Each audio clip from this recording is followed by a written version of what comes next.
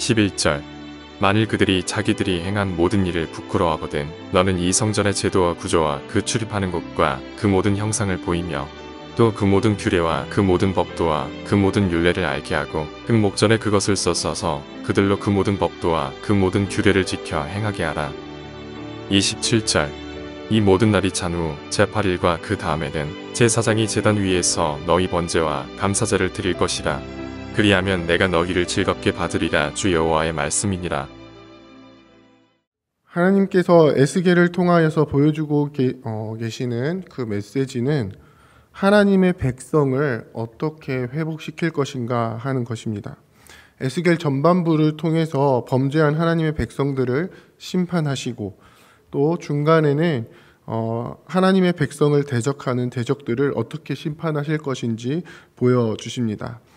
두 부류의 심판이 나오지만 하나님의 백성과 대적들의 심판의 그 결정적인 차이는 바로 대적들의 심판은 완전히 망하는 심판이지만 하나님의 백성들의 그 심판은 이 심판을 통해서 백성들이 정결케 되고 다시 회복해 하시는 하나님의 뜻이 이루어진다는 것입니다.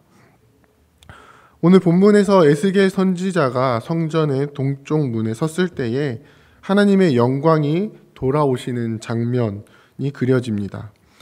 이것은 10장에서 하나님의 영광이 성적 동문을 통해서 나가시면서 하신 약속을 생각나게 합니다. 하나님께서는 범죄한 이스라엘 백성을 향해서 심판을 말씀하시는데요. 그러면서 그들이 기업으로 받은 약속의 땅에서 쫓겨나게 되고 이방의 땅으로 포로가 되어 잡혀가게 될 것을 말씀하셨습니다. 그 와중에도 하나님께서는 자기 백성을 완전히 버리시지 않으셨는데요. 그들이 잡혀간 동쪽 땅에서 그들과 함께 계셔서 하나님이 친히 그들 가운데 성소가 되어 주실 것이다 라고 약속을 해주십니다. 심판받은 이스라엘 민족이 동쪽 땅으로 쫓겨나는 것은 그들의 죄로 인해서 더 이상 하나님과 함께 할 수 없음을 보여줍니다. 아담과 하와가 범죄하여서 에덴 동산에서 쫓겨날 때도 그들은 동쪽으로 이동을 했고요. 가인이 아벨을 죽이고 낯을 피하여 도망할 때도 동쪽으로 도망합니다.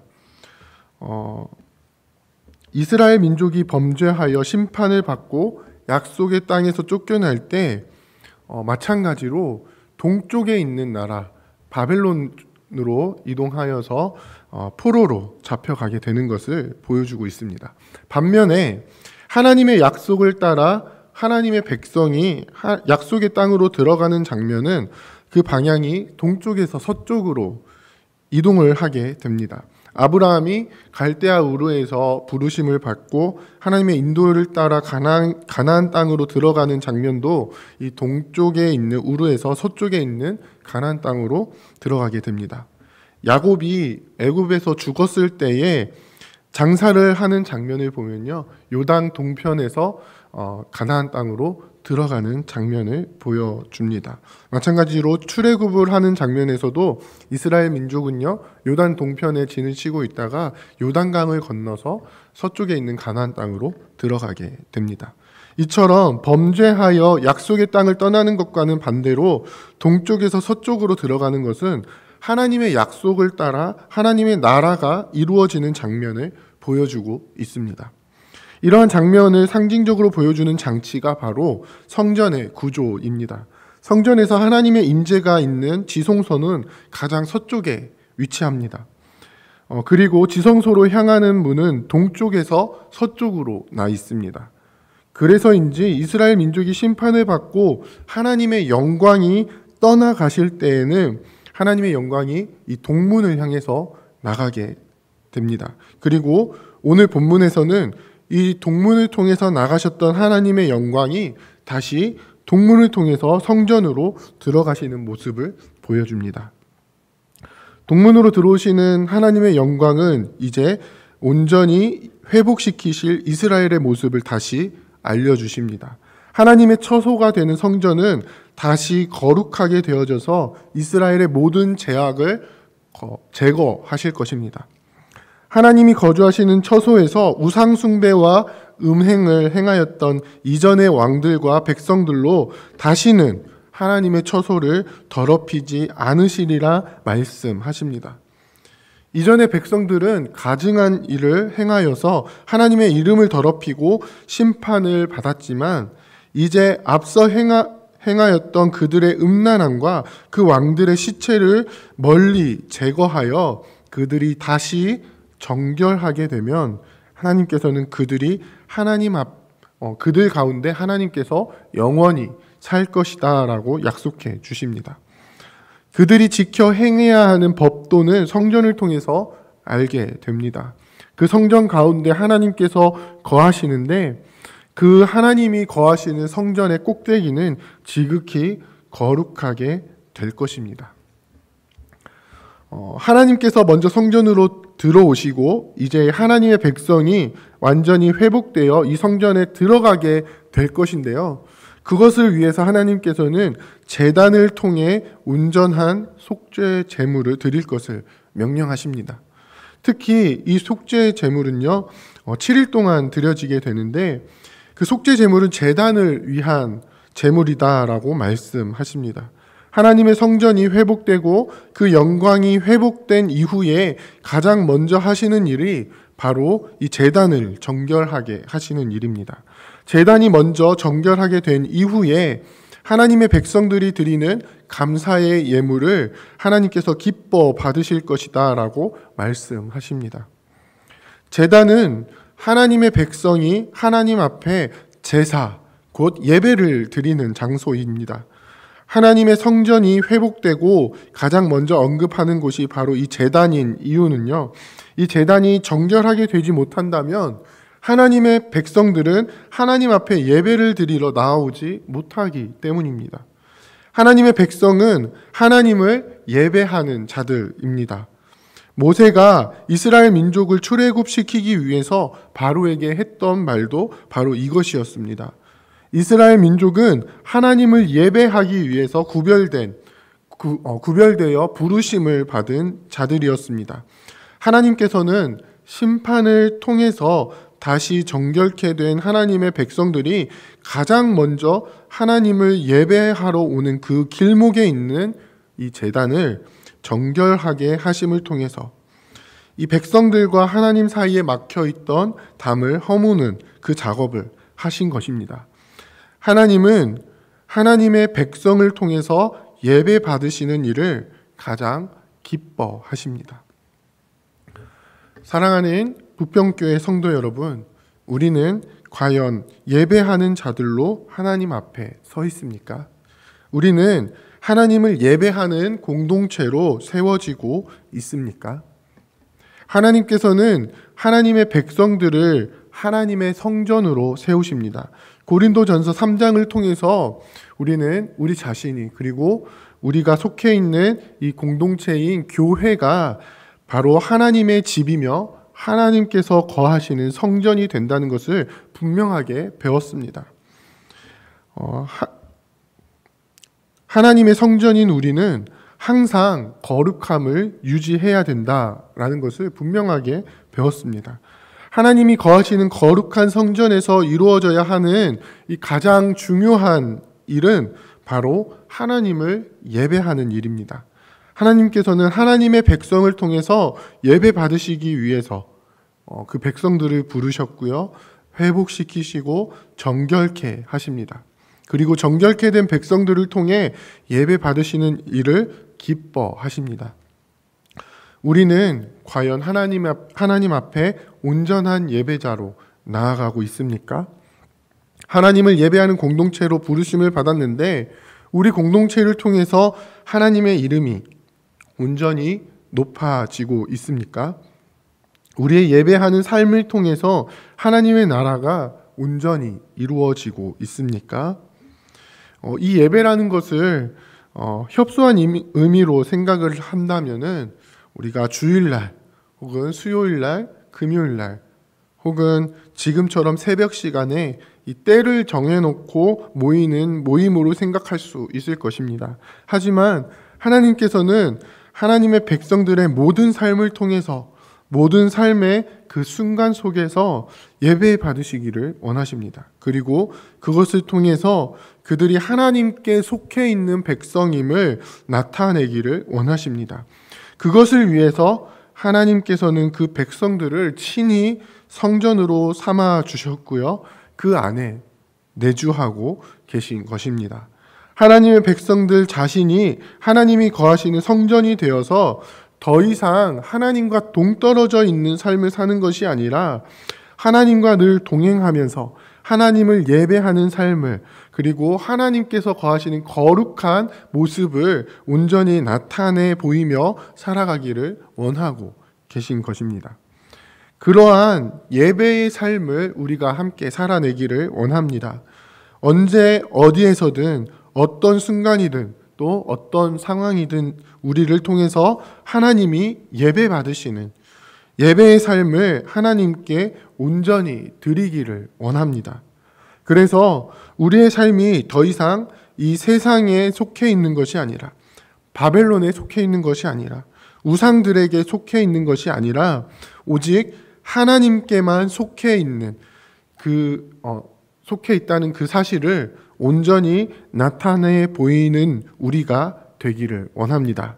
그리고 그것을 통해서 우리가 하나님의 다스림을 받는 백성이다라는 사실을 보여주기를 원합니다.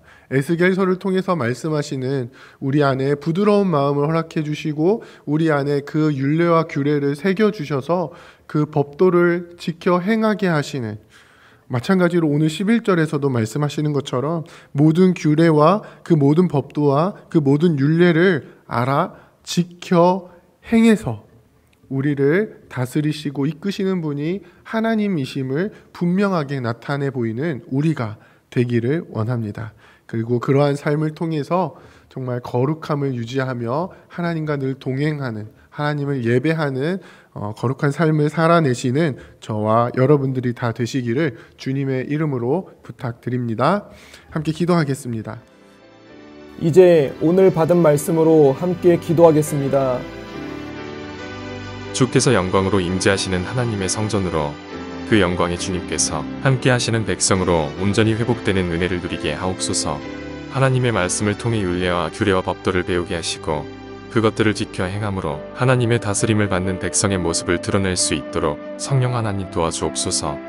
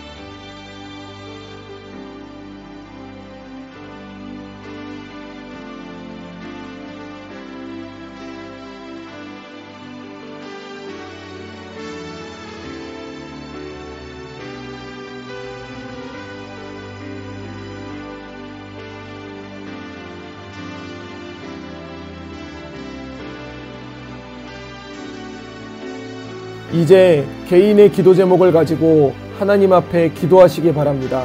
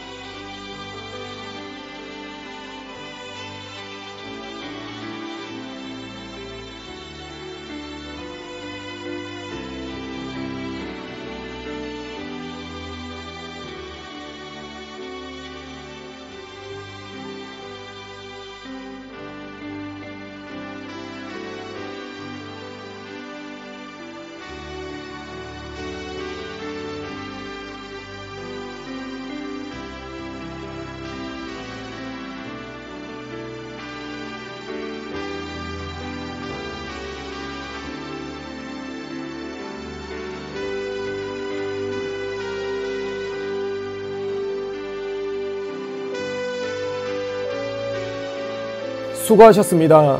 오늘도 하나님의 인도하심 가운데 승리의 하루를 보내시는 우리 재건부평교회 모든 성도님들이 되시기를 주님의 이름으로 축복합니다.